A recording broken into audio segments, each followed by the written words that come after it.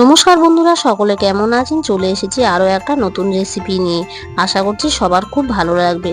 আজ চলে এসেছি ফ্যাঁসা মাছের ঝাল নিয়ে। মাছটা একটু কাঁটা কিন্তু দুর্দান্ত এক স্বাদ মাছের মধ্যে। মাছটা দেখো, প্রথমে নুন হলুদ একটু লঙ্কার গুঁড়ো একটু আদা রসুন দিয়ে ভালো করে মেখে কিছুক্ষণ রেখে দেবো। লেবুও দিতে পারো ওর সাথে, এটা অপশনাল, কেউ দিতে পারো না দিতে পারো, তবে যারা ভাজা খাবে তারা অবশ্যই একটু লেবু দিয়ে নেবে আর তারা সর্ষের তেলে ভাজবে।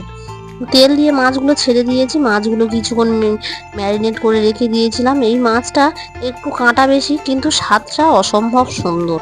মাছগুলো কড়াইতে দিয়ে ভালো করে ভেজে নেবো, কারণ ভালো করে না ভাজলে না কাঁটাটা খুব হচ্ছে গিয়ে বোঝা যায়। একটু ভালো করকরে করে ভাজলে কাঁটাটা অত বোঝা যায় না। তারপরে মাছগুলো ভাজা হয়ে গেলে তুলে নিয়ে ঝালটা বসিয়ে দেবো। সবাই আবার এই মাছের ঝাল খায় না, অনেকে ভাজা খায়, আমরা একটু ঝাল করব।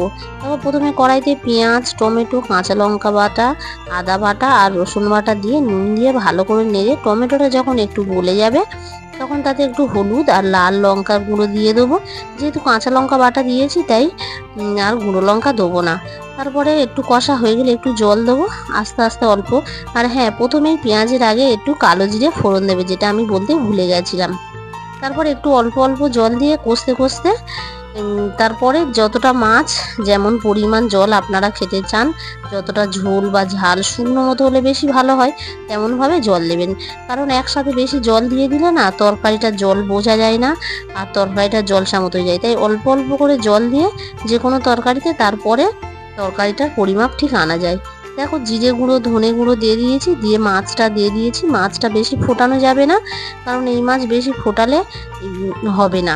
তারপর একটু গরম মশলা দিয়ে শুকনো মতো করে একদম নামিয়ে নিয়েছি। কেমন হয়েছে ঝালটা দেখে বলবেন, ভালো লাগলে একটা কমেন্ট করবেন, বন্ধুদের সাথে শেয়ার করবেন আর অবশ্যই আমার চ্যানেলটা একটা সাবস্ক্রাইব করে দেবেন।